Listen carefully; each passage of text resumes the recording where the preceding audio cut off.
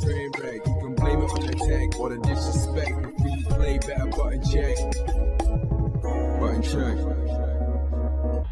What is up, Butt Check family? Welcome back to yet again a beautiful morning, a full week of checking these buttons. And I'm wearing something a little different today, a little fancy. Just came from a Christmas dinner. Anyway, thank you guys for tuning in. Chapters down below if you want to skip around. And of course, that sub button right there, you're not going to want to skip around, but you might want to skip around to that sub button because we're on the race to 60K. That's right, just hit 56, about to hit 57, on the race to 60. Can we get it? Hell yeah, we can get it. We're trying to get it by December 31st, 60K. Thank you guys so much. The Christmas holiday giveaway, the Christmas tree, Hitbox giveaway, all that coming up this week. Well, by Monday because it's Christmas Day, right? So link down below. Pay attention. I will not pay attention, but stay tuned. We got a lot coming up. So without further ado, I'm talking too much. Let's check these buttons. I was supposed to do this later. Anyway, let's go. All right, now into the weekend winner / DreamHack buttons that need to be checked. So y'all know that DreamHack Atlanta went down this weekend. Man, that's, you know what? I really underestimated that tournament. I've never been to it. I didn't know it looked that good. I'm gonna show you guys a quick clip.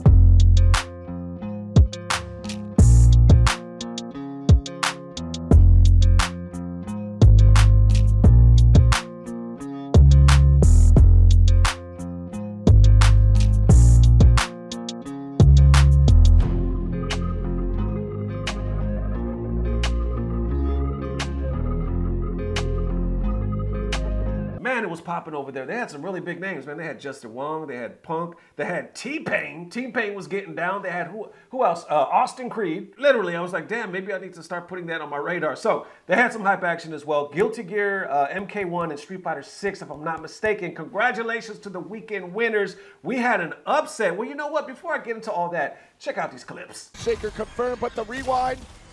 All right. Oh, the overhead comes through, but it gets interrupted by Lau. Here comes the low hat, and he doesn't block the mix, and Gur with the pop-off, as he deserves to, as Gur will be your DreamHack 2023 champion for Mortal Kombat 1. Doesn't have that get-out-of-jail-free card anymore. So it comes through, meters available, overhead, deflect shield, very nice. Drone, it's just gonna back away, parries it, but it's not enough. Oh, that white wall is not exactly what we wanted. Let's see with the pickup here, has the meter, and the super is going to do it. MMCR, once again, a DreamHack champion. Wow, unbelievable set between the two. All right, and last but not least, we had that Street Fighter 6 action in grand finals. We had Punk the God versus JB. And we had a surprise ending. Check it out. See, there it is. As he pointed out, calls it out. It's not enough, but it's going to do a lot of damage right here. He's going to spend all of it. Next sequence, the mix-up. I think he waited. Yeah, he paid did. it. He's going to decimate. JB is your champion of DreamHack Fighters, Atlanta Street Fighter 6. With the Rashid. With the Rashid, he wasn't even supposed to be here, but the stream has made it happen. Shout outs to the Twitch chat for the people that watch JB every day, all day. You guys make it happen. I'm pretty sure he's gonna make a celebration on the stream, his tweets later on, and everything like that. Yeah. Right. So big shout out to JB for showcasing Rashid, and Rashid's the come up, right? We have Gachikun in Capcom Cup, going with Rashid the whole way, and now we got JB winning DreamHack, Street Fighter 6, lots, a big prize pool and everything, right? That's true. But we can't not talk about Punk.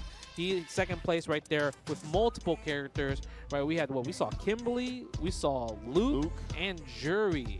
Man, coming through with multiple characters, maybe try to get them ready, prepared. There you go, man. Congrats to JB. I see that Punk posted on it as well, saying, got second at DreamHack, was fun playing scrubby characters and not having to think too much. I understand now why you fellas be playing so random now. And I see people reacting to that, pretty much just finding it funny. So there you go. Congratulations to them weekend winners. And for the next set of buttons, we're going to transition smoothly with these next set of weekend winners at the European Tekken Cup that just went on. This one was actually hilarious as well. Well, you'll find out in a second. Okay, so the European Tekken Cup just went down this weekend. Last one for Tekken 7. I believe Tetsu took it home with Claudio. Check it out. Down 2, doesn't finish it. No parry again. And no throw break.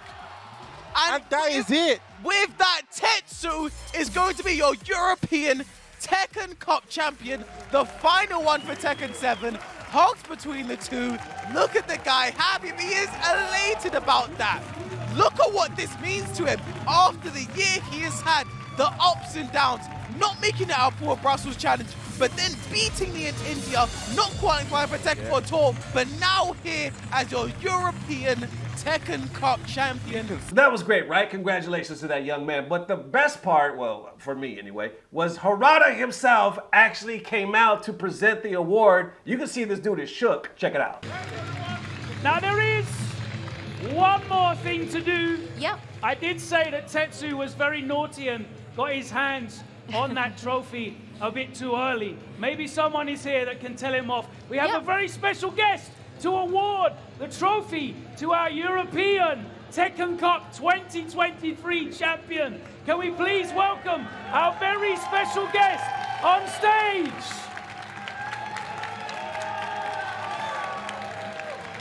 Y para entregar esta increíble copa tenemos a una persona muy importante para toda la comunidad del Tekken.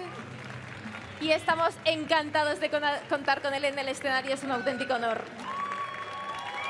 Your 2023 European Tekken Cup champion, Tetsu! And it gets even better because Tetsu had something to ask Harada, and you already know how that's gonna go. Check out the clip. I just want to say one thing. Bring back Lydia for Tekken 8. You know what happens when you ask Harada for things, right? Yeah, yeah. Don't ask me for shit. Hey!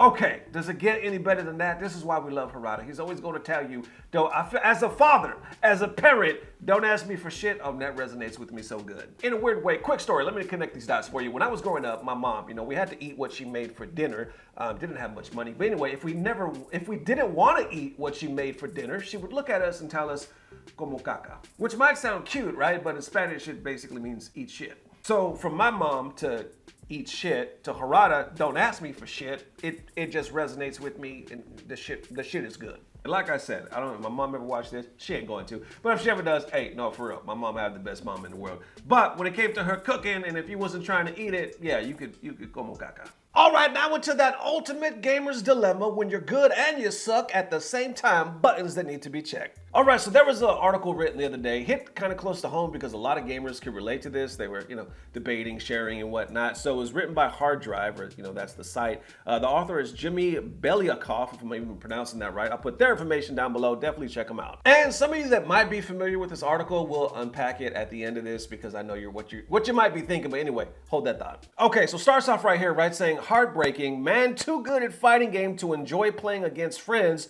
but not good enough to enjoy playing competitively. Okay, and it kind of goes into the story where a guy's, I guess, leaving an arcade or a tournament, and they're talking to him about, what he's going through because he looks sad and he looks depressed. Turns out, I guess he's getting his ass kicked competitively. He's not enjoying it at the house, at the crib with his friends and whatnot because they all suck. And even though the article is satire, I know that's what I was kind of hinted to in the beginning. A lot of gamers are bringing up like memories and topics because obviously if you read the title of this, it's real shit. A lot of us go through this. So you got some FGC casuals and pros kind of weighing in. Let's unpack. And you can see them on the screen, someone like I Feel This or me, but Rhythm Games.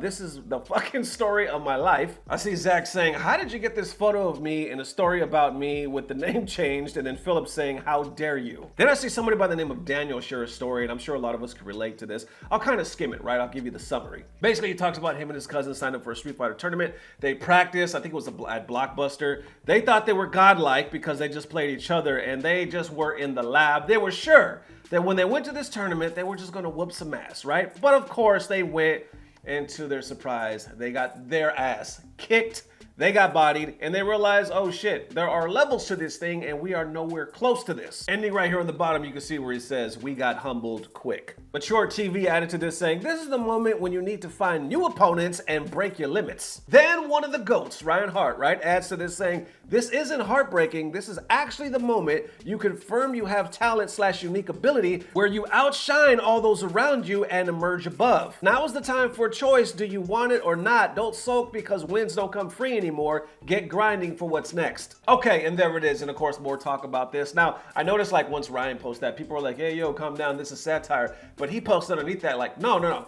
This really happens, you know what I'm saying? That's why you see most of these comments like, hey, I feel like I'm being attacked. Is this about me? You know what I'm saying? Because do we not all go through this shit? I have so many stories I could share on this subject, but one that sticks out in particular, when my first FGC tournament, I would play, it was Ultra. I think, actually I went to a tournament back at Street Fighter 2. That's a whole other story because I felt like the other dude was cheating. Anyway, that's a whole nother fucking bunch of. Okay, so we're talking about my first FGC, like legitimate one with Ultra. Me and my cousins were training. We thought we were good, right? We just played each other. We were training. It was very similar to this man's story. Then we get there and holy shit, we were just dropping like flies one after another. You know what felt bad? Woo, this as a fucking man, as a father, all the fathers out there, this is gonna hurt you. In the tournament, my son, this was his first tournament as well. At the time, he was like, man, he must have been like 12, 13 at the most, but I'm thinking he was like 12. Because, you know, we got him started young. Anyway, he was okay, you know, hanging around us. Long story short, he gets eliminated. The guy that eliminates him has to play me next. So now my son's standing behind me like, oh, shit. Now my dad finna get revenge. You see, my dad finna get you. And I'm on the stick like, yeah, hey, yo, yeah, boy. Yeah, you know what your daddy do. I'm finna, yeah. And that dude kicked my ass in front of my son, who I was supposed to avenge. That one still fucking hurt. That hurt. I'm surprised somebody didn't call CPS and have my damn kids taken away after that. Once again, all of that I say just to say I can relate. A lot of people in the comments can relate too. It's this weird thing when you love fighting games, you naturally, you know, you practice more. Some of us are more talented in it. You become better than your friends. You whoop their ass. Like you start thinking, I can whoop everybody on this block. I'm cold, man. I must be the best guy in town. Until you actually go where everybody else plays. It's like, oh shit, shit. You run into dudes that look like they was born in the damn game and then you learn about frame data? What the hell is a frame data? Bitch, I'm just pressing punch and kick. You over there doing math. Anyway, this is a painful subject for me. I can relate. How y'all feeling? Let me know. There it is, ladies and gents. Definitely let me know how you are feeling. Thank you guys for the amazing love. Like I said, we got so many giveaways coming up. Link down below if you want to participate in the Christmas tree giveaway where we print out your comments, we hang it on our Christmas tree, and we actually go through and read each one on Christmas Day. Special video, and my daughter's going to pick one that wins the brand new cross-up in the box. Also, we're going to do a Hitbox giveaway like we usually do on this channel, special courtesy of the Hitbox family. Thank you guys so much. All coming up this week. And with that being said, Patreon family, thank you guys so much for the loving support. You have no idea how much this means. You guys are also, anybody that joins the Patreon this month is entered in the giveaways as well. So in the future though, in the near future, we have a special giveaway, Patreon giveaway, just for the Patreon. So we got a lot of exciting stuff coming up. Thank you guys so much as always. I don't know what it is, but I know it's about to get better. Love you all forever. Peace.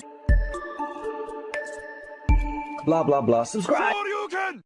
And now for that moment of FGC bliss. So none other than K-Brad, right? One of the best camis the FGC has ever seen. Apparently was at DreamHack. He posted this right before his pool started, saying, "To whom it may concern, for Guilty Gear Strive bracket at DreamHack Atlanta, please DQ me. I'm hella drunk and I will be sleeping in to get ready for Street Fighter 6. Thanks, sincerely, Drunk Brad." And you can see he posted this about 3:30 in the morning. And Alex Jabali, who's Mr. CEO of CEO and DreamHack, right, post this saying, "Strive isn't until Sunday, so unless you have the world's longest hangover, you'll be fine." So, looks like K-Brad's out there living his best life, and he got plenty of time, right, because he was a whole day early until it happened again, because K-Brad posted this again saying, "It happened again, Alex.